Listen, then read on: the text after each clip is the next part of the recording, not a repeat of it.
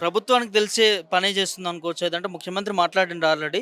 మీ ప్రయత్నం ఏంటి? అంటే సోషల్ మీడియాల ద్వారా గాని ప్రభుత్వాన్ని కలిసి అంటే ముఖ్యమంత్రికి ట్యాగ్ చేసే విధంగా ఏదైనా ముందుకెళ్తున్నారా ఏంటి?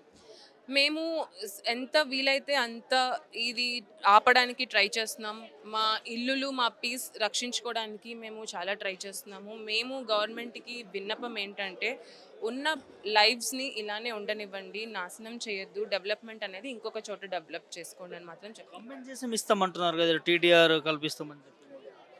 దేనికి యూజ్ అవుతుంది? మీరు హిస్టరీ చూసినట్టయితే అసలు ఎక్కడ పనికొచ్చిందది? అయినా కాంపెన్సేషన్ మాకెందుకు? మాకు కాంపెన్సేషన్ అవసరం లేదు. ఉన్న లైవ్స్‌ని ఉండనివ్వండి కదా! ప్రశాంతంగా బతుకుతున్నారు జనాలిక్కడ. నేను ఎప్పుడూ ఒకటే అనుకుంటాను సార్. ఈజీ టార్గెట్ అయిపోయింది మిడిల్ క్లాస్ అంటే అది వద్దు సార్. అంతే. ప్రతిపక్షాలు కూడా లీగల్‌గా సపోర్ట్ చేస్తామని వస్తున్నారు. ఎట్లా చూస్తారు?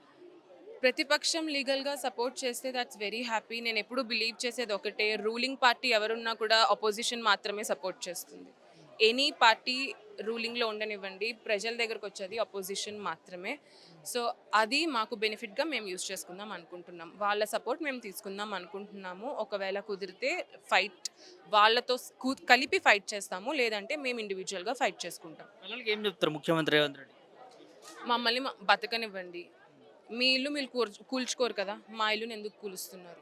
కూల్చకండి, ఉంచండి, బతకనివ్వండి, పీస్‌ఫుల్‌గా జీవనం సాగించనివ్వండి. ఇక్కడ చాలామంది ఓల్డ్ పీపుల్ ఉంటున్నారు. చాలామంది సింగిల్ పేరెంట్స్ ఉంటున్నారు.